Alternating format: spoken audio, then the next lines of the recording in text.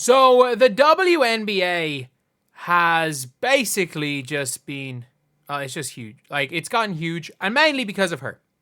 Realistically, it's mainly because of Caitlin Clark. And they actually put out, I saw a financial report that just showed just how big Caitlin Clark has been for the W. And I mean, it might even be bigger than I even thought. And if you guys agree with this, subscribe. We're only 8 subscribers off 38.4k.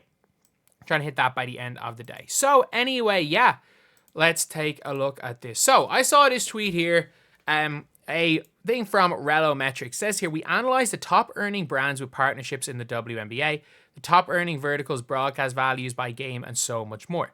Obviously, there is a full report. I'm not going to be going over the full report. I'm just going to be going over some of the kind of important parts of this. And if you guys want to read the full report, obviously you can find it by Relometrics. So yeah, they said here it was like the rookie class leading the charge with record-breaking mentions. Over the past 12 months, there were 13.6 million mentions in the WNBA, which is up 571% from the previous year.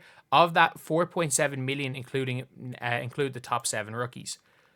I'm sorry, like when you say the top 7 rookies, unfortunately, I don't think there are that many people mentioning Aaliyah Edwards. I mean that. I don't mean that in a bad way, but I don't think there are many people mentioning Aaliyah Edwards. But look, if we want to look at mentions, the WNBA draft obviously is big.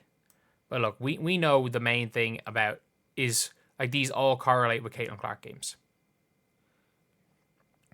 We do. So what is the yellow? I don't know what the different colors are here. Oh, sorry. WNBA rookies. WNBA and not rookies. So obviously the it was very, very big during the finals. The finals was one of the biggest days. Fair enough, game 5 of the finals. But you're looking here, October the 6th. During the finals, the rookies were mentioned more than WNBA without the rookies. Obviously, towards the end of September, some of these days when it comes to Caitlin Clark, Caitlin Clark's big things. But the funny thing is like a lot of people are going to be talking about like the rookies and not rookies. So you see here, June the 1st, because Kennedy Carter was mentioned so much. It was like here, WNBA and rookies, WNBA, not rookies. Like you're seeing here, Kennedy Carter's probably gotten big mentions. Then obviously July the 8th was the triple-double game from Caitlin Clark. The day before was the Angel Reese game, which is way lower. Like these all correlate with big games from Caitlin Clark. Obviously then the All-Star game was here at July, which obviously they're mentioning everybody. And then you're looking at situations where it's like even, this is obviously the Caitlin Clark, this is the triple-double against the Sparks.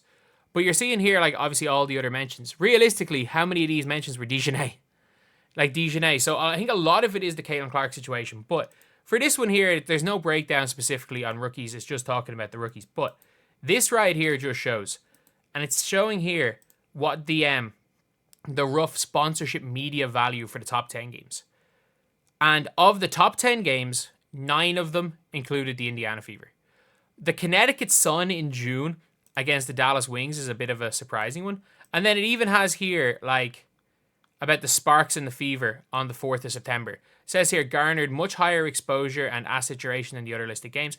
Unlike CBS and ESPN, teams retain control over physical courtside assets on CBS Network. This can result in teams offering more inventory compared to the league in places such as floor court logo or pole pad. Additionally, these games are often simulcast in local market, amplifying the visibility of partnerships. So this one is actually probably a way higher one. And this is obviously also the triple-double. You see here, exposures, you're seeing way, way more in that. I don't know exactly what this means.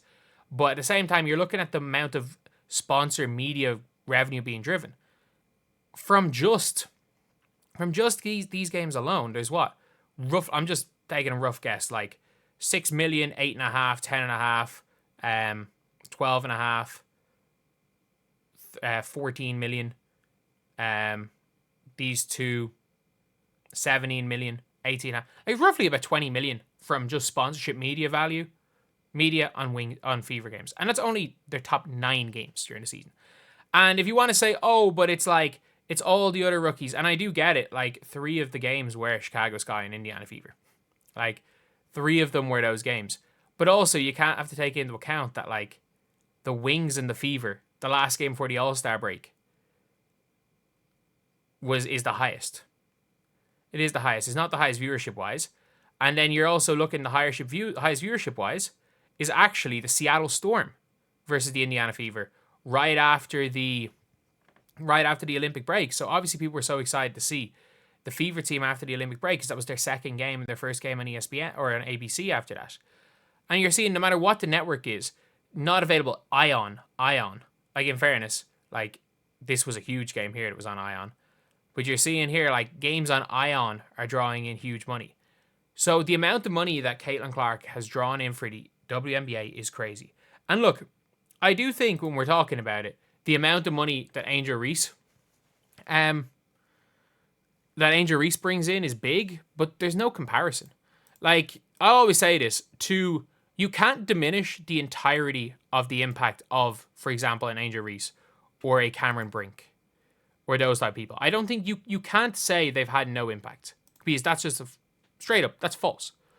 That is not correct information to say that those type of players have had absolutely no impact on the growth of the WNBA. But if you took away every single other rookie and just put in Caitlin Clark, the league would still... Or if you took away... Let's just say, if tomorrow the league lost Angel Reese, Aja Wilson, Breanna Stewart, Nafisa Collier, Sabrina Ionescu, Neko Wumake, Cameron Brink... If the league lost every single one of them tomorrow, if every one of them announced they're retiring, the league would lose less money than if Caitlin Clark announced she was retiring. So like that is also a point to be made. But it is actually crazy just putting it in for numbers. And the fact that she got paid $75,000. Obviously, it's showing that she's getting $100,000 for a half an hour. Like if you want to get her on Zoom for a half an hour, it costs $100,000, which is absolutely nuts. Obviously, absolutely nuts. And the fact she's getting $70,000, she's getting $70,000 is being paid by the WNBA and she probably generated 30 to 40 million for the WNBA herself and got paid $70,000. But yeah, madness, absolutely madness. But anyway, yeah, let me know what you guys think in the comment section below. Obviously, a crazy amount of money Caitlin Clark is bringing in for a league that realistically seemed for a while it didn't even want her. See you guys.